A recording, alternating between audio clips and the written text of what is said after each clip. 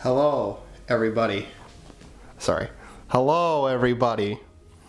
Wallaby Mages back once again with a thrilling tale of madness, sadness, and madness.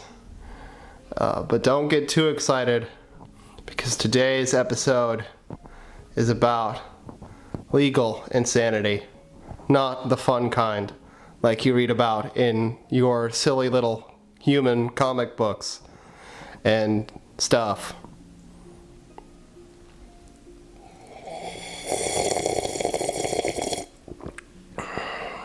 Delicious, nutritious Dr. Pepper in a wine glass. It's the tasty treat that can't be beat. The McNaughten rules. What are they? What do they do? Who knows? Maybe me. Maybe not. Let's find out. The McNaughten rules. We ask questions about the McNaughten rules. Are they really a fundamental law? Or are they fundamentally flawed? Is McNaughten spelled a frustrating amount of ways? Or is there only one right way to spell it? Is it an easy ticket out of a sentencing? Or is it the last resort of a desperate felon? Or I guess really it could be a great variety of crimes other than felonies as well, but you get the point. I'm going to tell you the answers to some of these questions, and others I will conspicuously leave to your imagination. And stay tuned to find out which. The tale of the McNaughten rules begins in the year 1813 in the magical land of Scotland. The beautiful Scottish hills, somewhere near Glasgow, which I'm hoping has hills, because otherwise I've just made a fool of myself. A beautiful baby boy was born. His name was Daniel McNaughten. It's spelled the way I have it on screen. Don't at me. I will fight you in real life. Daniel McNaughten was born the illegitimate son of a Scottish gentleman by the name of also Daniel McNaughten. Now, I don't remember if I've ever read any article that referred to him as Daniel McNaughten Jr., but he's generally referred to as Daniel McNaughten, so I'm going to stick with that and pretend they just had the same name, as though they were clones of each other, which they may have been. Disclaimer, the Wallaby Mages don't actually believe in secret clones. Over the years, eventually, in a year that I don't remember, Daniel's mother passed away and his father took him in and taught him the ways of wood turning, which is actually really awesome. It's how they make those ornate wooden table and stool legs. You just have like a machine that turns a piece of wood, and you've got a guy with a chisel or like a machine with a chisel chiseling out the shape of it. It's pretty cool. People make all kinds of wacky crafts with it today. I hadn't realized that that was its own trade. I had always assumed it was a part of like carpentry as a whole, but apparently a person can run a shop that just does wood turning. Because that's what Daniel McNaughten, version 1 and version 2, both did for a living in Glasgow. Daniel McNaughten lived a peaceful, boring life for the most part. He eventually started up his own wood-turning business after his father passed, and he started it up in Glasgow, where he lived most of his life until 1840. When he sold his nice wood-turning shop and started to travel. He was known to be peaceful, have some strong political beliefs according to some sources that I've read, though not all, so it's hard to tell how much of that is truth and how much of that is fiction.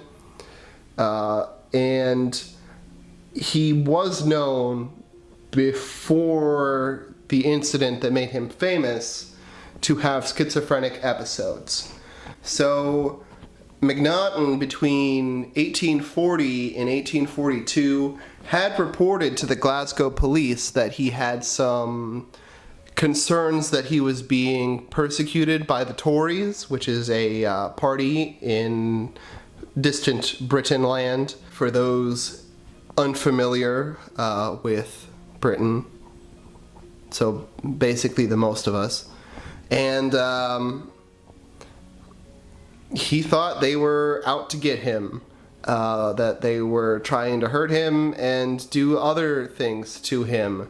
And so he reported it to the police, told his friends about it. Never really did anything about it until, 1843. But we're getting there. He traveled around in 41, 42, and 43. He attended seminars related to medicine. He did I want to say medical theater, where you go and you watch an operation happen on a dead body or a living person or something. And he also attended a debate club. I don't think he was a debater, but I think he had attended the debates of this society. I have it on screen. I forget it off the top of my head because I last read this script 3 days ago. So, this is the way it goes. In 1843, a secretary to Robert Peel, who was the Prime Minister of Britain at the time, was making his way to work when, long story short, Daniel McNaughten, with a pistol that he had purchased recently, gunned him down in his prime. Now, fortunately, Edward Drummond. Did I say his name right? Durham? Drummond survived. And unfortunately, he died also. So he survived, he walked away, he got medical help, and then he died after being operated on. Now, before we continue, just a point, there was some conspiracy over the whole situation of this attempted murder because, well, it kind of looks suspicious on first glance because, Durham walks away. Ultimately, McNaughten gets not guilty by insanity. It's suspicious looking stuff. But to those who posit that some tomfoolery happened while poor secretary of being a secretary, Durham, was under the knife, here's my counter to that. They bled him. They bled him. They still practiced bloodletting, and they let his blood. And the man had already been shot and then walked to get help. So he bled to death. Because they bled him. Or maybe he got an infection because, he lost all his blood cells, the white ones that fight the infections. Yeah, that's probably what happened. Also, there were people who said that McNaughten might have been a hired assassin. I don't think so. He still spent the rest of his life in a mental hospital, which is like a prison less made to treat crazy people and more of a prison made to drive crazy people deeper into their madness. They're really kind of disgusting, especially at this point in time, back in the 1840s and 1850s. They don't start fixing up mental asylums in the world until 1970s? Really, really far away. And I'll superimpose the correct date frame. I'll put the robot voice in. It'll be like beep, boop, boop, boop. It'll be great. So, the shooting happened in January of 1843. And the trial happened in March. Now, the Chief Justice who presided over the trial, I guess is the right term, was Nicholas Cunningham Tyndall. Or perhaps Conningham, I'm not sure which. I'm sorry, Tyndall. You'll have to forgive me in the next life. It's like, there is none. Tyndall is a neat guy. He was a very influential Chief Justice. He's got his own square with a nice bronze statue. But more importantly, they've memorialized him in like a mannequin form in his own museum in the same area. It's pretty good. You know you've made it big when they make a mannequin out of you. It's the standard. All the most famous people in the world have mannequins. Barack Obama, Elvis Presley, Paul McCartney, and the guy who replaced him. Both of them. You have to know where to look. This video is not about Tyndall, but I will probably make a video about Tyndall at some point. It'll be nice. It'll have life details, like those that are entirely missing from Daniel McNaughton's story, forcing me to do nearly a third of this video about something other than just the life of Daniel McNaughton, like I originally intended. The intention, it's gotten away from me once again. Anyway, the trial happened in March, and Chief Justice Tyndall decided that he was not guilty by reason of insanity. So as a result, everybody in the House of Lords is like, wait a second, didn't this guy, like, you know, try to kill the Prime Minister? And also, less importantly, kill a guy who worked for the Prime Minister? It was not a good time. It's not a good look. I mean, it was an okay time. It was just another time, really. But it was a bad look, is what I was trying to say. So the House of Lords got Tyndall and a panel of judges to the House of Lords to explain their decision. And first, they all gathered up in May, but they didn't resolve the issue or ask any questions or have any discussion on it for some reason that I can't figure out because I'm stupid. But in June, when they got together again, they actually resolved the issue.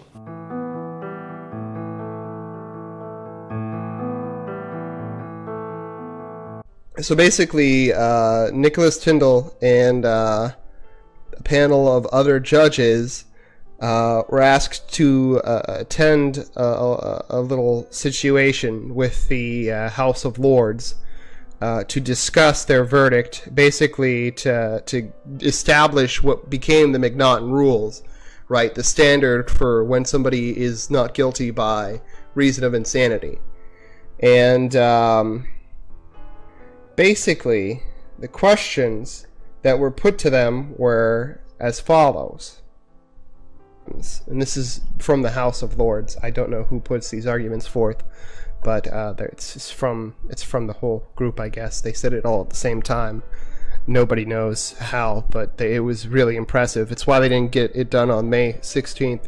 It's because they spent that entire time in the next room rehearsing their simultaneously saying this. What is the law respecting alleged crimes committed by persons affected with insane delusion? Sorry, I'm going to start that again. I'm going to say it right this time. What is the law respecting alleged crimes committed by persons afflicted with insane delusion in respect of one or more subjects or persons? As for instance, where at the time of commission of the alleged crime, the accused knew he was acting contrary to the law, but did the act complained of with a view, under the influence of insane delusions, of redressing or revenging some supposed grievance or injury, or of producing some supposed public benefit. Question 2. What are the proper questions to be submitted to the jury when a person alleged to be afflicted with insane delusions respecting one or more particular subjects or persons is charged with the commission of a crime, murder for example, and insanity is set up as the defense. Question 3. In what terms ought the question to be left to the jury as to the prisoner's state of mind at the time when the act was committed? Question number 4. If a person under an insane delusion as to existing facts commits an offense in consequence thereof, is he thereby excused? Question 5. Can a medical man conversant with disease of insanity, who never saw the prisoner previously to trial, but who is present during the whole trial and the examination of all the witnesses, be asked his opinion as to the state of the prisoner's mind at the time of the commission of the alleged crime, or his opinion whether the prisoner was conscious at the time of doing the act that he was acting contrary to the law, or whether he was laboring under any and what delusion at the time.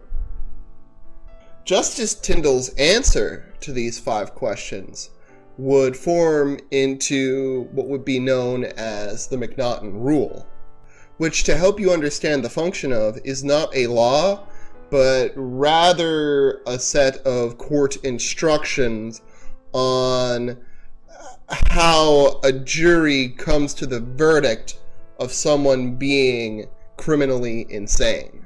So Tyndall, because he's talking to a room filled with politicians, uses a lot of words to get around to what he's trying to say. But if I were to take one cherry-picked section from the middle of all the stuff he says and say, oh yeah, this is the set of jury instructions that would become known as the McNaughten rules, I would pick this bit here. To establish a defense on the ground of insanity, it must be clearly proved that at the time of the committing of the act, the party accused, as laboring under such a deficit of reason from disease of the mind, as not to know the nature and quality of the act he was doing, or, if he did know it, that he did not know he was doing what was wrong. Like I said, Daniel McNaughton, not guilty by reason of insanity. He gets shipped off to the State Criminal Lunatic Asylum at Bethlehem Hospital, which, I mean, I know they didn't have autocorrect back then, but come on, guys. You're missing at least one E and one H in there, I can guarantee it. After a while there, he spent 20-some years in Bethlehem, and then spent the last of his years in Broadmoor. I think he died in 65. So he got transferred to Broadmoor in 64, I think. And then he died in 65. Not a lot of anything memorable really happened during this time that I've read about, at least. I don't know, maybe he developed superpowers or something and fought crime in the night, but alas, I have no information as such. So, the McNaughten rules. Interesting story, right? But I talked about it being fundamental earlier, like I called it a fundamental to law or something. And that's because it is. The McNaughten rule basically states the jurors ought to be told, in all cases, that every man is to be presumed sane and to possess a sufficient degree of reason to be responsible for his crimes. Until the contrary be proved to their satisfaction, and that to establish a defense on the ground of insanity, it must be clearly proved that at the time of the committing of the act, the party accused was laboring under such a deficit of reason from disease of the mind as not to know the nature and quality of the act they were doing. Or, if they did know it, that they did not know they were doing what was wrong. So basically what that's saying is, if you're not able to realize that you're committing the crime, or that the crime you're committing is wrong because of a delusion, then you're not guilty by reason of insanity. Now, to make this make sense, let's say you have a delusion that your brother is an evil orc attacking you from the pits of Mordor with his vile orc screeching. And so you take his hell-spawned banjo and you break it over his filthy goblin-looking face in order to halt the spread of chaos and end Nurgle's reign of terror over your scarred, bleeding ears. You might be found not innocent by reason of insanity if you, or rather your legal defense, could prove that you were having a delusion that what you were doing was not a crime at the time of the crime. Now, obviously, this has some weaknesses, which we'll get into when we discuss the long-term effect of the rule, but it's a pretty effective starting point, which is the reason, as time goes on, the entire English-speaking world and most of the European world adopt some form or other of the McNaughten rules, or something based off of it, to determine standards of legal insanity. Now, like I said, things continue to evolve past this point, but, you know, it's a big deal. You wouldn't get that if you just were like an alien and you found the basic record of what happened, right? You found the Wikipedia page. You'd be like, oh, that's a small thing happening. But no, this is a big deal. This affects everything. Like, this eventually comes over to the United States. Now, there isn't a system in place that uses it that I've seen in my many researches that hasn't adapted it to suit modern needs. But it has definitely affected very heavily every system that it's been implemented in. You're talking about most of Europe, pretty much every country that the English colonized / controlled have some version of the McNaughten rule as standard, or have evolved from it, I should say. The only country I saw that had something really far removed from the McNaughten rules but still had an insanity standard was Poland, which is probably yet another thing I'd like to make a video about, because it's like the McNaughten rules, and this is a bit of an issue in my mind, put all the burden of proof on the defense, which is really sort of how American and, to my understanding, British law works. Burden of proof falls on either the defense or the prosecution, rather than relying on some objective source of truth outside of those two.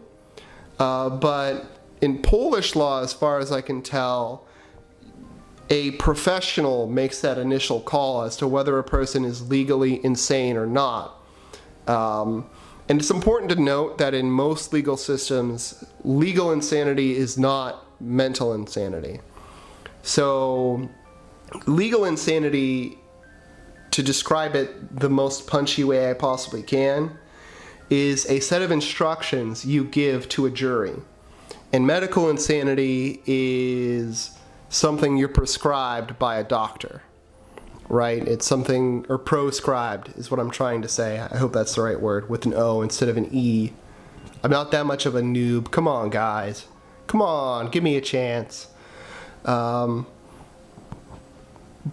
long story short, McNaughten rules are very influential, for better and for worse.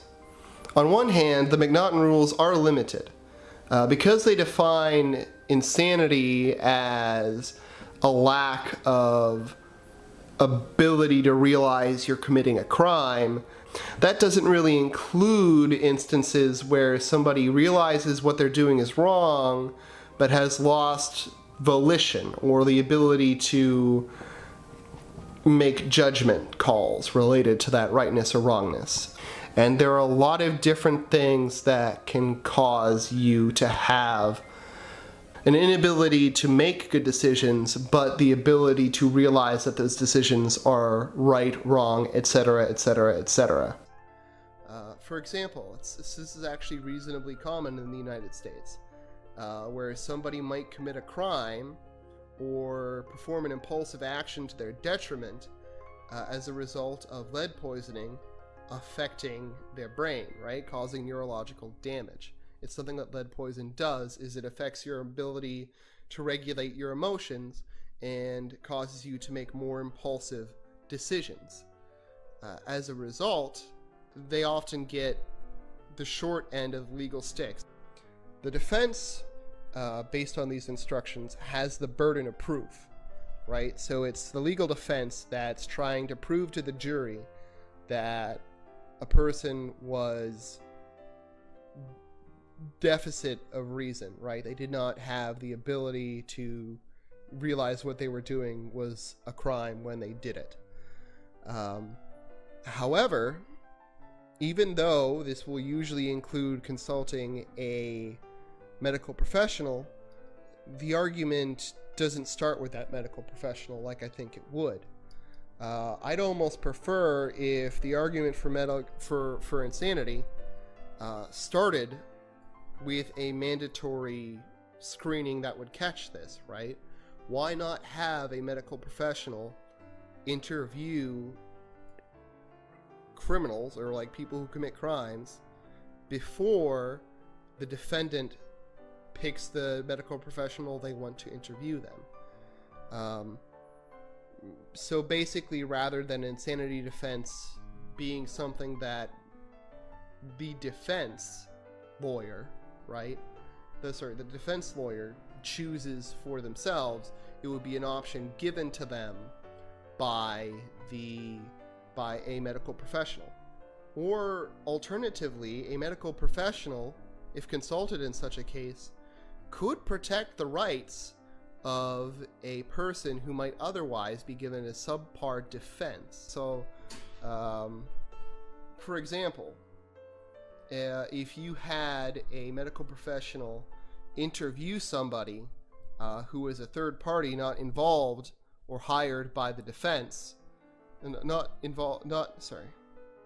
you had a medical professional whose job it was to pick out this sort of thing, who was a third party separate to the court system, the defense, the prosecution, you could have somebody's rights be defended based on statements created by these medical professionals. So a medical professional could say, oh, well, the buck stops here. This person is not crazy in the way that you are claiming. Or could be like, oh, well, you know, no matter what, the court needs to take into account the medical condition. No matter what, the court needs to take into account the medical condition that this individual has.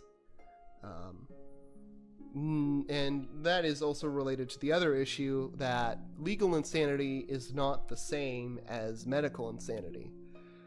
Legal definitions do not line up with medical definitions. In fact, sane tends to be a more legal term versus a medical term. While a doctor will give you a specific diagnosis of a specific condition, a legal system, almost by necessity, will need to limit or lump all of those conditions into just sane or insane. That's just a little opinion fluff for me, right? I'm not an expert. I'm sure people with an actual law background or who have done more research than me could give you a better opinion and shoot out better ideas and thoughts than what I have in my head. But what's interesting about the McNaughten rules, while we're talking about its spread throughout the world, is that the world has slowly moved on from a lot of the McNaughten rules.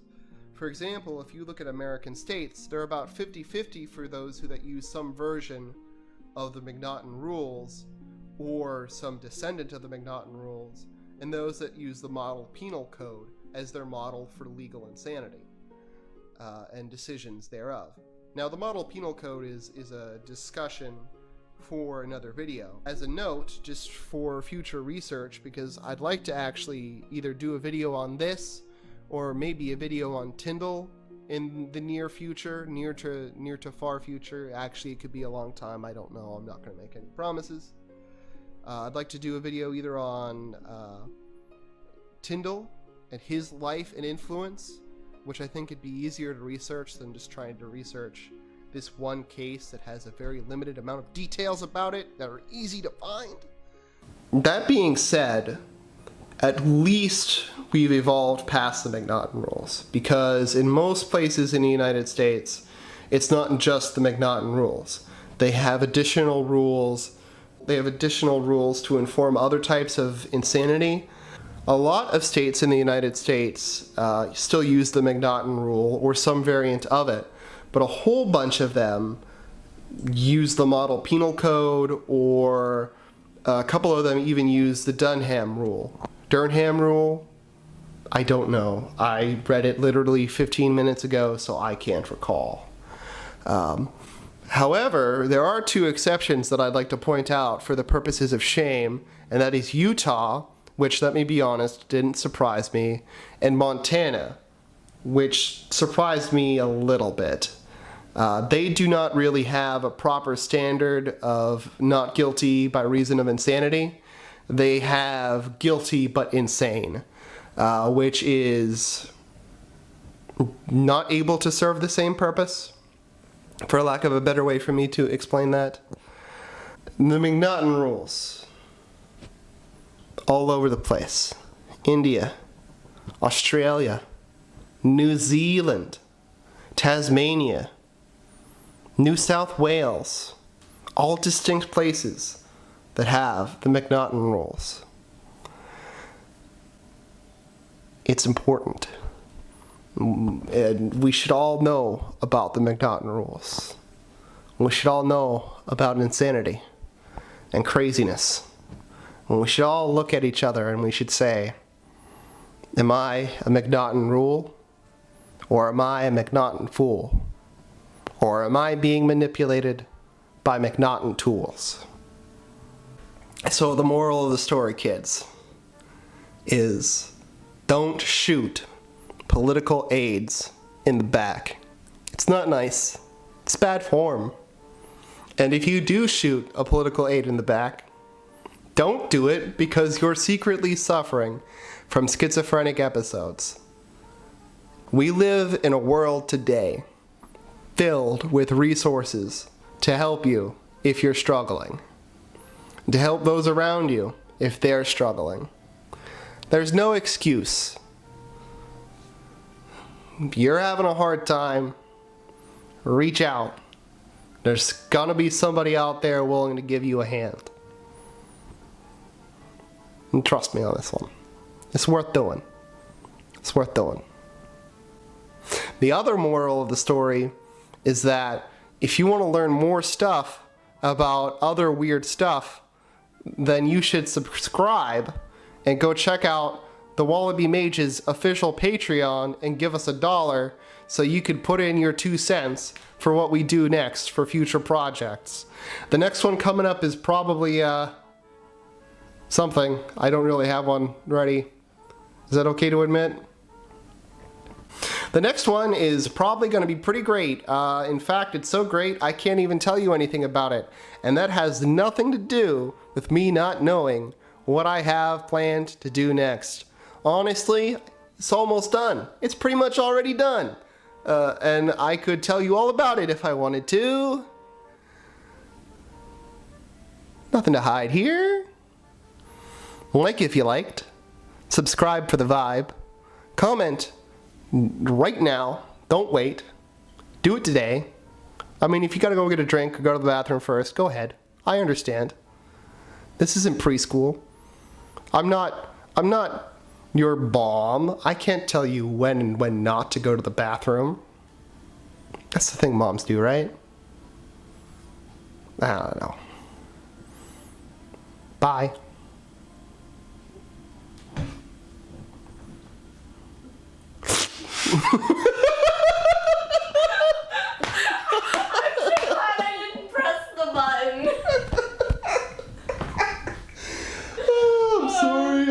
enjoyed that a lot. Oh, that has to stay in. I'm gonna make a clip show that'll include that. It's clicked.